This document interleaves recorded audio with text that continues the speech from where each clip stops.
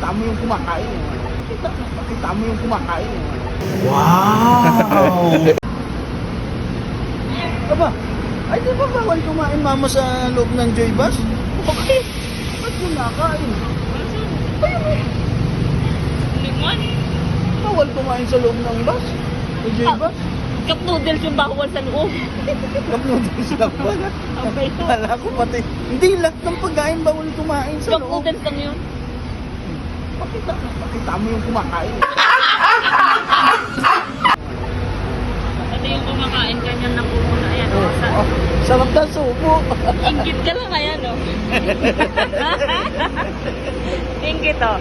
Oh, sarap kumain. Inggit lang. Oh, ay, hindi pa nangalo.